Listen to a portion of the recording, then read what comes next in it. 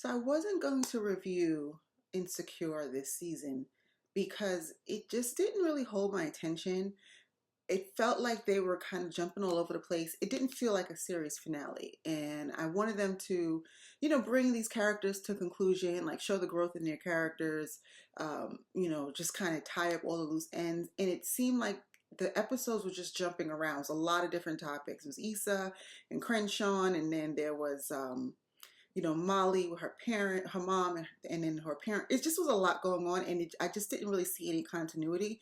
So from week to week, I didn't know what to expect, and there was no story I was committed to where I wanted to know what was going to happen next, except for Issa and Lawrence. But they didn't really have any episodes together.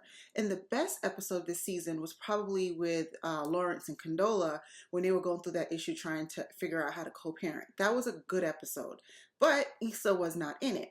So I wasn't really interested. I was just watching out of, commitment to it because I had watched all other 4 seasons, and it's because it's the last season. But this episode here, episode 9, baby, I had to talk about it because this right here, I stopped. I had to rewind it. I put the captions on. I was really like just going, I was all in. It was just so real. It was, it gave me everything that I thought that this series finale was gonna give me. And let's just talk about it. All right, so just the real basic stuff first. All right, so we know that Tiffany and Derek are moving to Denver. This gives them a reason to have a party where everybody's going to come together. So that was cool. We saw everybody come to the table. Dro showed up. We haven't seen him since, I don't know, maybe 2 seasons ago. Who else was there? Oh, we saw Lawrence, his friend. I don't remember his name. The light-skinned guy who's a real estate agent. Hilarious, though. We haven't seen him much this season, so he was there. It just brought everybody to the table. So Condola was there with Lawrence. Issa was there with Nathan. Molly was there with Taurean. And I like that couple. I have to say, I'm hoping that this is it for Molly because she knows how to destroy a relationship, and she knows it. So I'm seeing growth with her, and I was happy about that because she needed to grow in a lot of ways, and I think she's getting it now, and I think Taurean is a good match for her. The two of them high on the edibles was hilarious. That whole macaroni and cheese ball thing, and them running in there and grabbing all of the hors d'oeuvres, and it was hilarious. It gave us the comedy that we needed, and you just saw a really nice energy between the two of them. So I'm happy for Molly. I hope that this is it, and I hope that they end her on a high note in a relationship with somebody who gets her. I think it's the fact that they also work in the same career, so they both understand the stress of working in corporate law, of being a Black person in corporate law, and all that stuff that comes with it. I think that they're going to connect in a way that she probably hasn't connected with anybody else before. So I think that's a good look for her, and I'm happy that they kind of, left her, or they're leaving her in a good place. Kelly, we don't see much with Kelly. I wish we had seen more because I feel like they had been using Kelly for comic relief all this time. And I think there's just so much more to her. Yeah, she's funny, and she's got these one-liners and everything, but, let's kind of like peel back, let's peel the layers a little bit and just kind of see what's going on with her. But I mean, apparently we're not going to do that at this stage because there's only 1 episode left. But the one thing that did happen that everybody is talking about and that I am here to talk about today is the dynamics between Condola and Lawrence and Issa and Nathan. So, Condola and Lawrence show up together. This is something I'm not really sure I understand. Why are they doing things? I get that they're co-parenting and they're in a good place, but just like when they showed up together at Tiffany's daughter's party, if y'all ain't together, y'all coming together, it kind of gives the impression that you are, especially if Issa's going to be there. And a lot of people don't like Condola because they feel like she got in the way of their relationship. And I hear it, but Condola's really not a bad person. It's just a messed up circumstance. But I did feel a little bit like her wanting to go with Lawrence to that party was her thinking that Issa was going to be there, which I'm still not sure why she wasn't there at that birthday party. It feels like she's trying to needle Issa a little bit, and that's just not cool. And again, Lawrence, if you still care about Issa and you want to get back with her, obviously you do. Why would you be there with Condola, or why would you come with her? Because that makes y'all look like a couple. Be that as it may, so Issa and Condola had a moment. They ran into each other in the kitchen. It was awkward, but they broke the ice. It's clear that they know that they're not going to be friends and that this is awkward because of the relationship with Lawrence. But I think they're both mature enough to handle these kind of situations. So that was cool.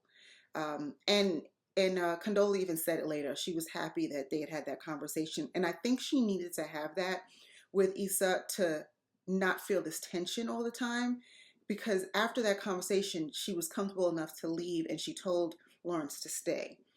And I thought that was significant because she gets it that these are Lawrence's friends, this is his life, and he needs to kind of explore that without her there. And I think that was mature of her to tell him to stay, and she left. Because while she's in the room, I think Lawrence is always going to feel this kind of discomfort or this tension, whether it's true or not. And she needed to leave. Her and the baby needed to leave in order for him to have that conversation with Issa.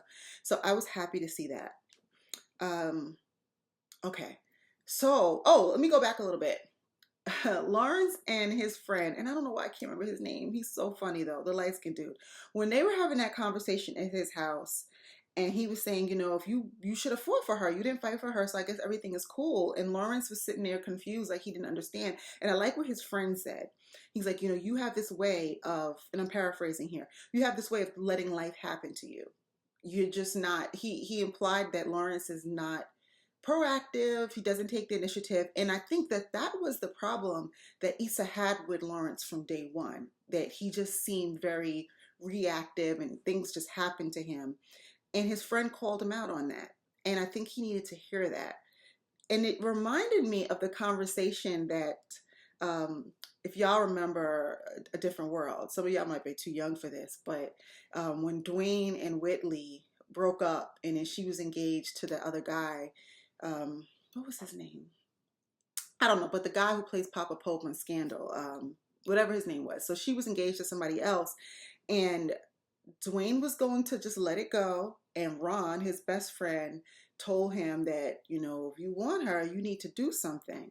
And that conversation that he had with Ron was the impetus for him to show up and break up Whitley's wedding.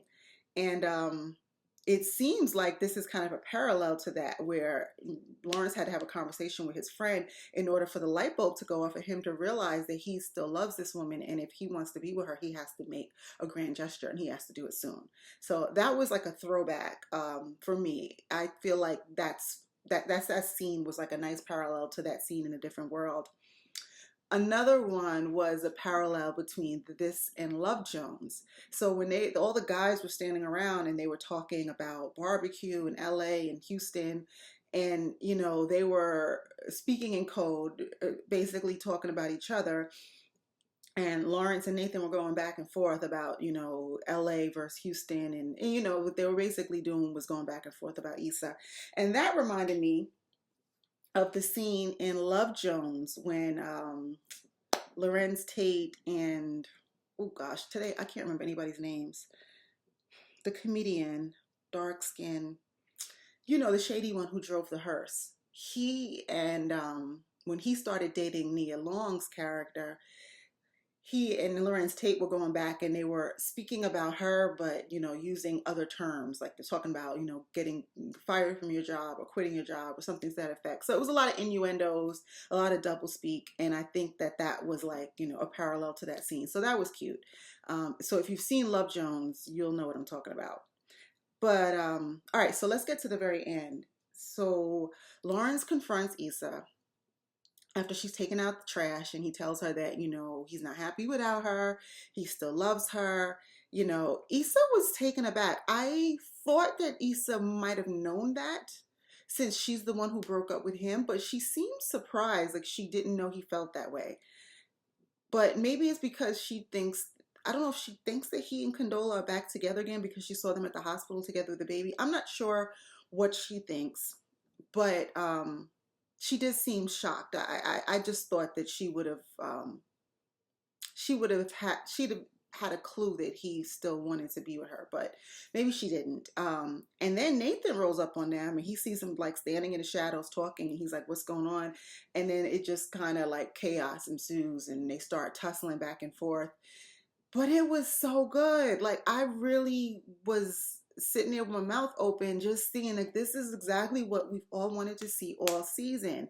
We wanted to see, you know, Nathan, we wanted to see Lawrence, fight for his woman. We wanted to see, and I don't dislike Nathan. A lot of people hate him. I think he's troubled. He has some mental health issues, and he seems a little like he's still trying to find his way. But like they all kind of are, though, to be honest. And I don't know that I like him and Issa together, but that could only be because I think I prefer her with Lawrence. And that could be because that's how the show started. And I just think of the two of them as a couple.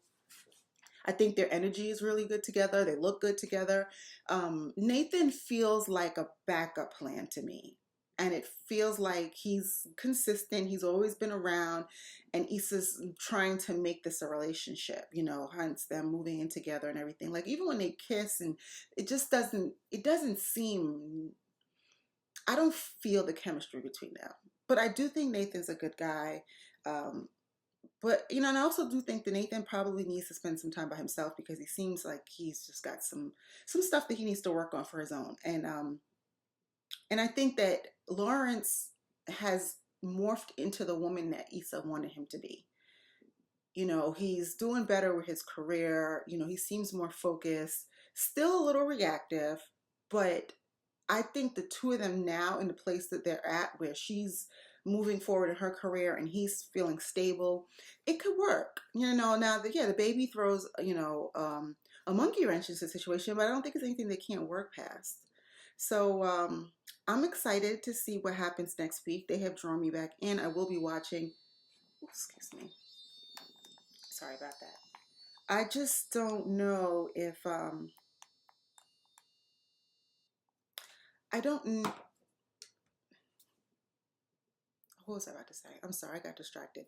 But yeah, so I still am a little disappointed in this season because now I feel like it's all this pressure is on this last episode to make us feel good about the whole show. But they're moving in a good direction. It was good. The energy was there, and I think they pulled in a lot of folks. I mean, on social media, I'm seeing all the commentary, and for a while, it was like, crickets out there. Nobody was talking about Insecure because it just really wasn't anything to talk about. But Issa pulled it back around. I am excited. I will be watching. And if the series finale is as good as this episode, I will do another review. But yeah, I just felt like I had to talk about it because it was so good. And I think a lot of people are feeling the same way that, this is kind of like this Insecure that we all loved and knew. And, we wanted to see more of this season. So let me know what you think in the comments. Let's talk about it. Are you team Nathan? Are you team Lawrence? What do you think about Taurean and Molly? Do you think that this is going to work, or is she going to ruin this relationship too? And yeah, so that was it. It was really good. And let's talk about it. All right, bye.